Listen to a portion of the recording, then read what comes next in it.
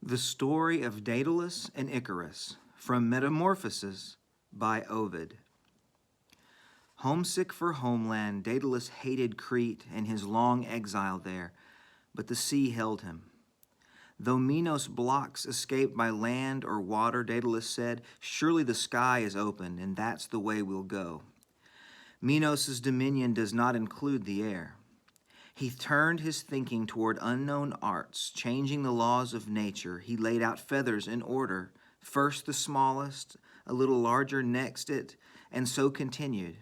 The way that panpipes rise in gradual sequence. He fastened them with twine and wax, at middle, at bottom, so, and bent them, gently curving, so that they looked like wings of birds most surely.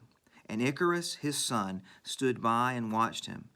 Not knowing he was dealing with his downfall, stood by and watched and raised his shiny face to let a feather light as down fall on it, or stuck his thumb into the yellow wax, fooling around the way a boy will always whenever his father tries to get some work done.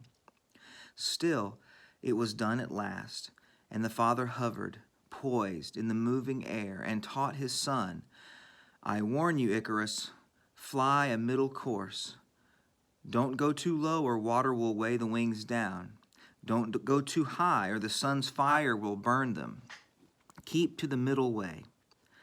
And one more thing, no fancy steering by star or constellation. Follow my lead. That was the flying lesson, and now to fit the wings to the boy's shoulders. Between the work and warning, the father found his cheeks were wet with tears, and his hands trembled.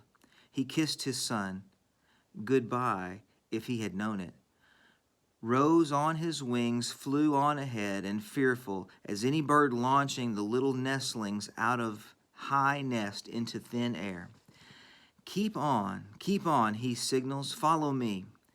He guides him in flight, oh fatal art, and the wings move, and the father looks back to see his son's wings moving. Far off, far down, some fisherman is watching as the rod dips and trembles over the water.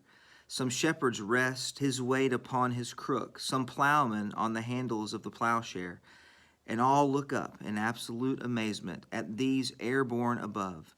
They must be gods.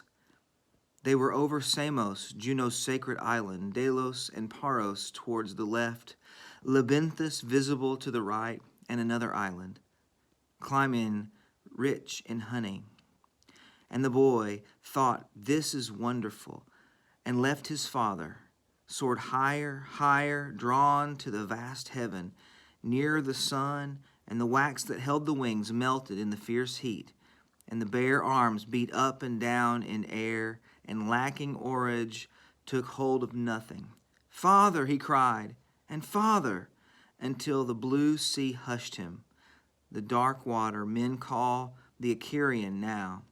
And Daedalus, father no more, called, Icarus, where are you? Where are you, Icarus? Tell me where to find you. And saw the wings on the wave and cursed his talents, buried the body in a tomb, and the land was named for Icarus.